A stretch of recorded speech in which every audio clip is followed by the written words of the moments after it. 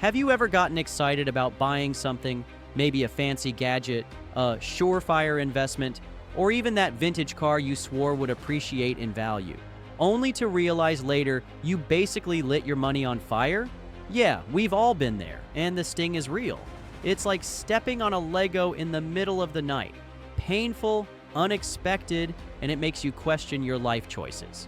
Spoiler alert, you're probably buying the wrong assets. Today we're diving into the 10 worst assets making people poor. And I'm talking about assets that are literally sucking your wallet dry faster than a vampire at a blood bank. Oh, and we're not talking about the usual suspects like buying coffee every day.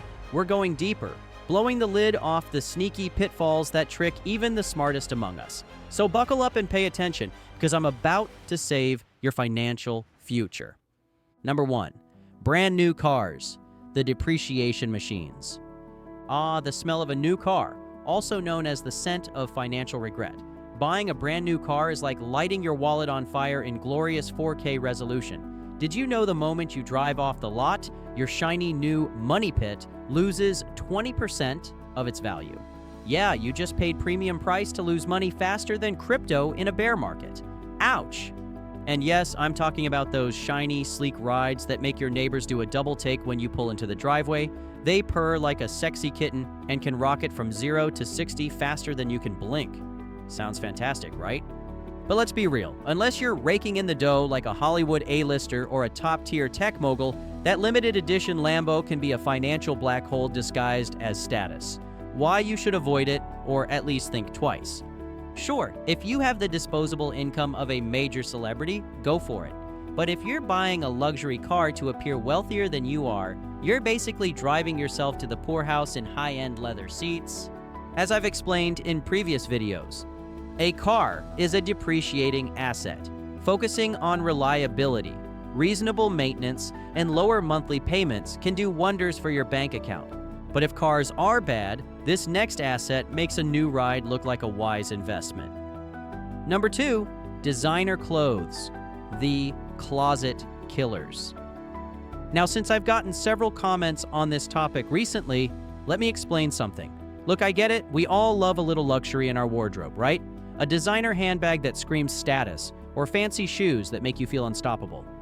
But if you're not careful, designer clothes and accessories can become an expensive, depreciating pile in your closet, no matter how Instagram-worthy they are.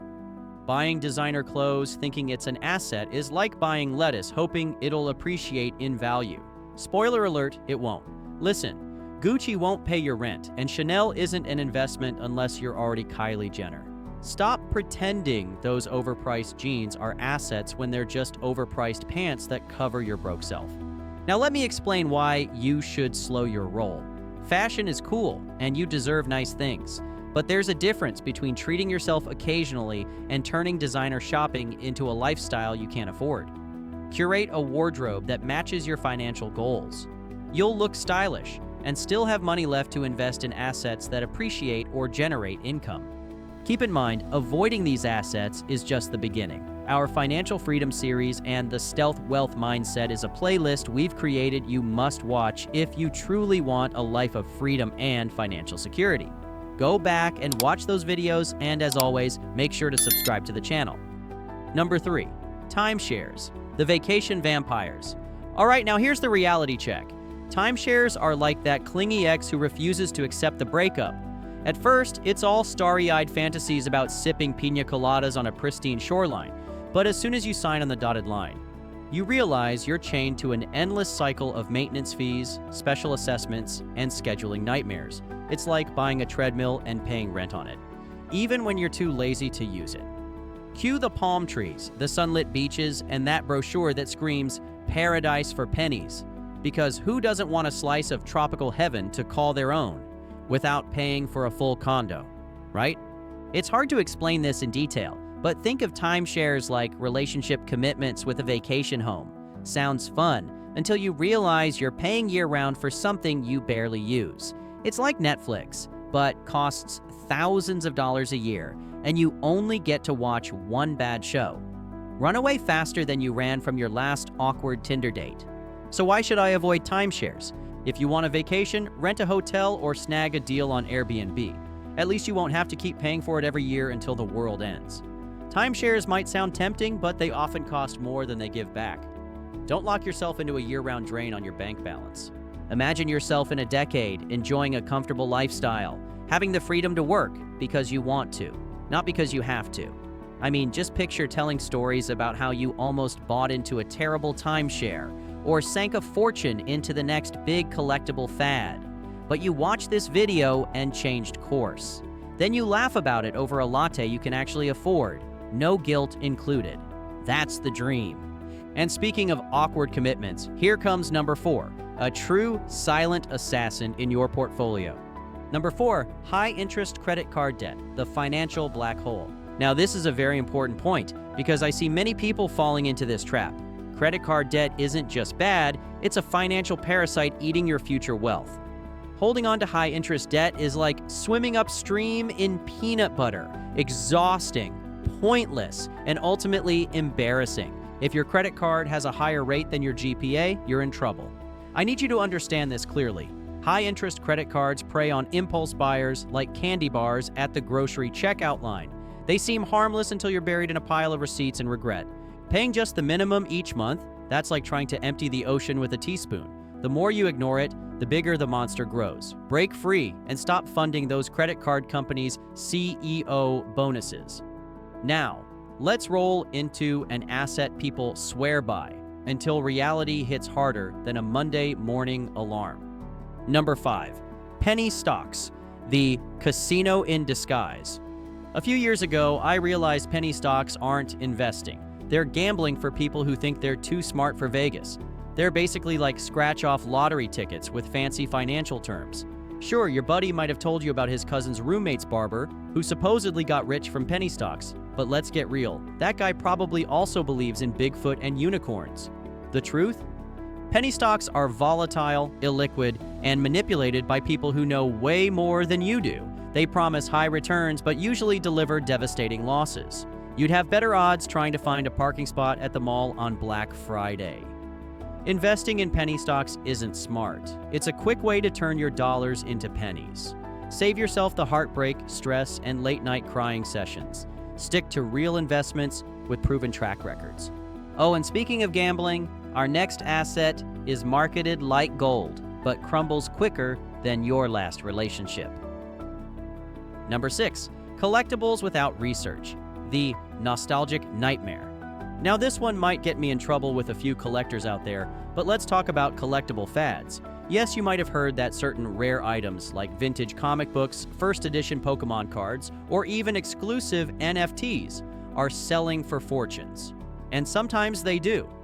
But there's a big difference between a truly rare, historically significant collectible and a fad that skyrockets in popularity overnight, only to crash and burn the next day. So why does this matter? Let me give you an example so you can fully understand. During the NFT craze, some digital artwork sold for millions. Everyone and their grandma started minting NFTs of tweets, memes, even screenshots of other NFTs. A friend of mine hopped on the bandwagon, purchasing a so-called rare digital piece for a hefty sum. Fast forward a year, the NFT's value has dropped by over 90%. The community that once pledged undying loyalty to these digital doodles evaporated, and so did my friend's investment. Buying collectibles without knowing their market is like jumping out of a plane without checking for a parachute, exciting for about 3 seconds until reality splats. Your limited edition Beanie Babies aren't funding your retirement, champ. They're funding your regrets. Now, you might be asking, why should I avoid it? Look, collecting is fun, until it's not. If you love collecting for the thrill, that's one thing. But if your objective is wealth building, be extremely cautious. Verify the track record and the demand and the historical significance. If an asset only became hot on social media last week, you might be better off stashing your cash elsewhere. Next, let's talk about the ultimate suburban trap disguised as a smart move. Number 7, oversized houses, the mortgage monsters. Now, since we're on this topic, I want to share something very important that I've wanted to say for a while. The American dream, and for many people around the world, the dream period, includes owning a home. Real estate is often touted as a go-to for building long-term wealth. But let's inject a dose of reality. Over-leveraged real estate, buying more property than you can realistically afford, can turn into a nightmare that devours your finances. Buying more house than you need is financial suicide wrapped in drywall. Why pay to impress neighbors you don't even like? A huge home isn't a status symbol. It's a financial ball and chain. Plus, cleaning 5 bathrooms gets old quicker than TikTok trends. I need you to realize something. Real estate can be a fantastic wealth builder when done right. But if you're stretching yourself too thin with an enormous mortgage or multiple properties requiring endless upkeep, you could find yourself cash poor and stressed out. Focus on what you can afford comfortably and always have an emergency fund for those oops, the bathroom flooded scenarios. Now let's dive into a flashy asset people pretend makes sense until their bank balance starts crying. Number 8, luxury watches. The timepiece trap. This is something I need you to understand clearly. Thinking your $15,000 watch is an investment is about as logical as using Monopoly money for groceries. Sure, some watches hold value, but most just tell you how late you are to financial independence. Buying an expensive watch and expecting it to fund your future is like buying an expensive pen expecting it to write a best-selling novel for you. Most luxury watches depreciate faster than your motivation after watching a motivational speech. Unless you're buying highly sought-after models and you're already well connected in that market, you're basically wearing your retirement savings on your wrist, and not in a good way. And if watches don't drain your wallet fast enough, try this next one that promises wealth but delivers pain. Number 9, MLM schemes, the friendship destroyers. Listen, MLMs aren't just a bad asset, they're a bad life choice. Now you've heard of those pyramid schemes, right? They promise freedom and financial independence, but deliver stress, debt, and awkward conversations. MLMs are essentially pyramid schemes dressed up in fancy packaging. Sure, your buddy from high school swears he's making bank, but notice he still lives with his mom and uses coupons at fast food joints. Statistically, you're more likely to win an argument on Twitter than succeed in an MLM. So unless your idea of financial success includes constantly spamming friends, alienating family, and attending cringeworthy Zoom meetings about miracle health shakes, steer clear of these. Your wallet will thank you. And finally, the worst of the worst, the number 1 destroyer of wealth hiding in plain sight. Number 10, keeping cash under the mattress, the inflation snack. All right, look. Holding on to cash without investing is like standing still in quicksand. You're sinking slowly without even realizing it. Inflation eats your money faster than I eat pizza after a breakup. Leaving your money under the mattress might seem safe, but it's actually the equivalent of slowly shredding your dollar bills over time. With inflation rising faster than your anxiety during tax season, your mattress stash is losing purchasing power every year. It's like saving ice cubes for later. They just melt away. Put that money to work by investing wisely. Otherwise, your savings will vanish quicker than free donuts in the office break room. Look, if you recognize yourself in one or several of these worst assets, don't beat yourself up. The key to financial growth is acknowledging past mistakes and learning. Everyone's made a cringeworthy money move at some point. What separates those who stay stuck from those who level up is the willingness to adapt and do better. So dust off your shoulders, set new goals, and move forward. Oh, and keep in mind, building wealth isn't rocket science. It's just not making these dumb mistakes. Avoiding these traps puts you ahead of 90% of people playing the money game completely wrong. As a matter of fact, there are actually 12 underrated habits that all wealthy millionaires live by. And it's something I need you to understand. Just click the video on the screen now and we'll explain it all.